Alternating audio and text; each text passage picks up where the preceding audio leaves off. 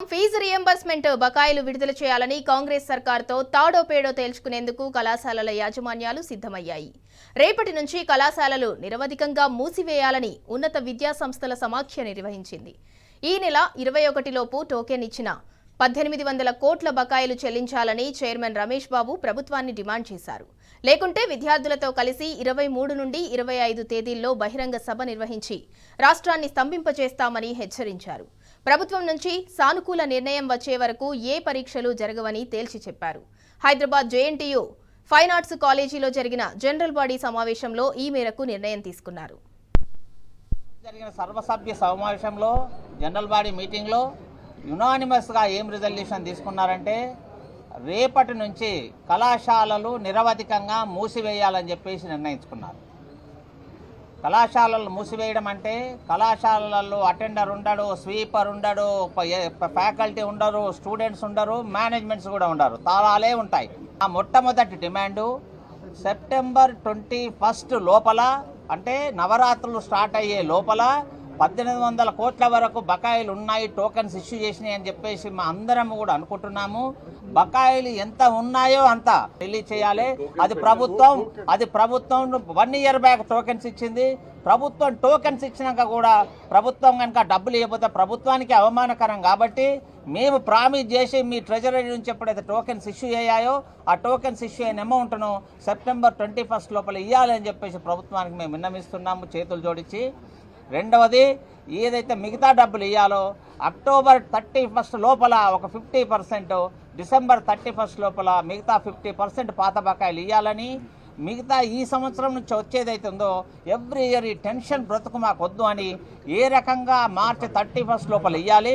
దానికి అనుగుణంగా 2 ఇన్స్టాల్మెంట్సా 3 ఇన్స్టాల్మెంట్స్ అని ఒక జీవో రూపంలో ప్రభుత్వం కళాశాల మేనేజ్మెంట్స్ అందరికీ కూడా జీవో రూపంలో ఒక మన ఆర్డర్ రిలీజ్ చేయాలని చెప్పేసి ప్రభుత్వాన్ని కోరుతున్నాము.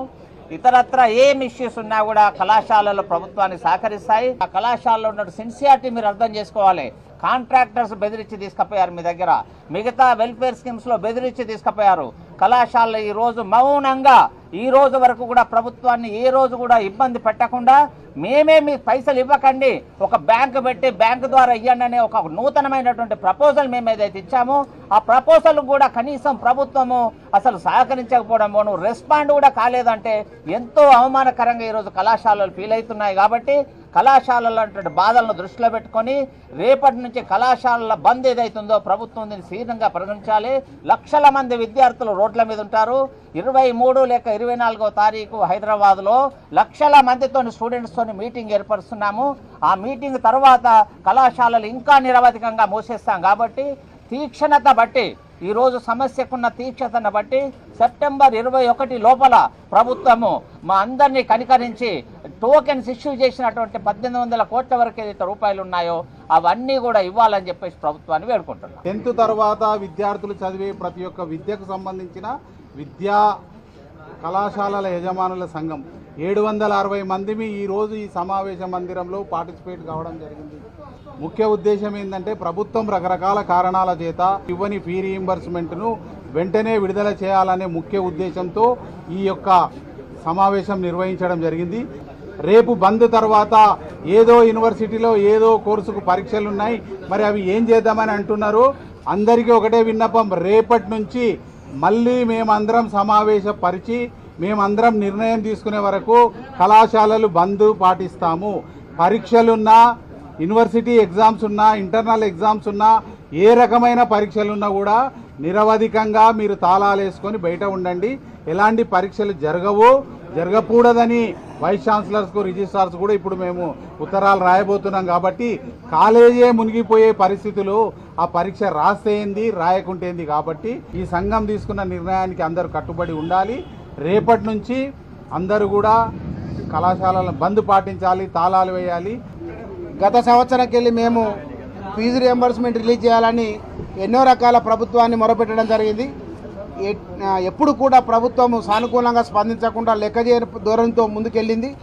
ఇప్పుడు రాష్ట్రంలో ఉన్న 10th క్లాస్ తర్వాత ఉన్న అన్ని ఇన్స్టిట్యూషన్స్ ఈరోజు ఒక్కతాటిపైకి వచ్చి రాష్ట్ర ప్రభుత్వానికి ఒక రెఫరెండం లాగా మేము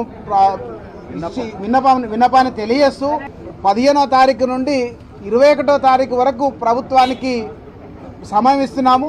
ఎన్ని టోకెన్లు ఉన్నాయో అన్ని టోకెన్లు కూడా విడుదల చేయాలని, విడుదల చేస్తుందని కూడా ఆశిస్తున్నాము.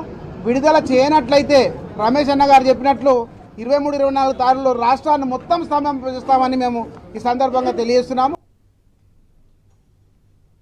రైట్, ఇక ఇదే అంశానికి సంబంధించి మరింత సమాచారం మా ప్రతినిధి మహేష్ అందిస్తారు. మహేష్, ఫీజు రీఎంబర్స్మెంట్ బకాయిలు విడుదల చేయాలని కాంగ్రెస్ సర్కార్తో తాడో పేడో తేల్చుకునేందుకు కళాశాలల యాజమాన్యాలు అయితే సిద్ధమయ్యాయి. దానికి సంబంధించి డీటెయిల్స్ ఏంటి?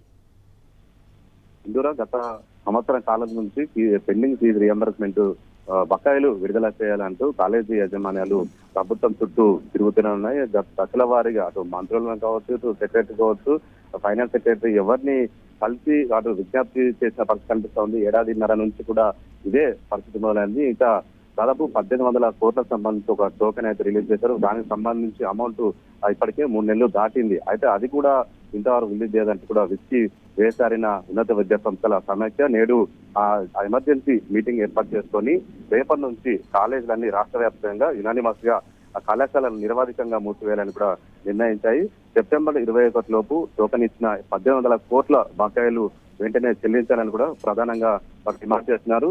సంవత్సరం క్రితం టోకెన్ ఇచ్చింది, కానీ ఎందుకు ఇంత ఆలస్యం చేస్తున్నారని కూడా వారు ప్రధానంగా రాష్ట్ర ప్రభుత్వంపై ఆగ్రహం వ్యక్తం చేస్తున్నారు. ఇక మిగతా బకాయిలు అటు అక్టోబర్ 31 లోపు 50%, మరొక సగం బకాయిలు డిసెంబర్ 31 లోపు విడుదల చేయాలంటూ కూడా డిమాండ్ చేస్తున్నారు. అంతేకాకుండా ప్రతి సంవత్సరం కూడా వచ్చే సంవత్సరం నుంచి సెప్టెంబర్ లోపు ఈ ఫీజు పెండింగ్ ఫీజు రీయింబర్స్మెంట్ బకాయిలకు సంబంధించి ఇచ్చేలా ఒక జీవో తీసుకోవాలని కూడా వారు రాష్ట్ర ప్రభుత్వం డిమాండ్ చేస్తున్నారు. ఈ నేపథ్యం 21 తేదీలోపు ఈ బకాయిలు చెల్లించకపోతే కళాశాలలోని అందరూ విద్యార్థులతో కలిసి లక్షలాదిగా 23 లేదా 25 తేదీల్లో హైదరాబాద్ భారీ బహిరంగ సభ కూడా నిర్వహిస్తామంటూ కూడా రాష్ట్ర ప్రభుత్వానికి హెచ్చరికలు జారీ చేశారు. ఇక రేపటి నుంచి కాలేజీలు బంద్ కాబట్టి ఎలాంటి పరీక్షలు కూడా నిర్వహించబోమని కూడా వారు చెప్తున్నారు. అటు సమయానికి సిబ్బందికి జీతాలు ఇచ్చే పరిస్థితి లేదు, అటు సిబ్బంది తీవ్ర ఇబ్బందులు ఎదుర్కొంటున్నారు. అంతేకాకుండా కాలేజ్ అద్దె భవనాలకు సంబంధించి రెంట్లు అద్దె కూడా చెల్లించలేని పరిస్థితిలో ఉన్నాము.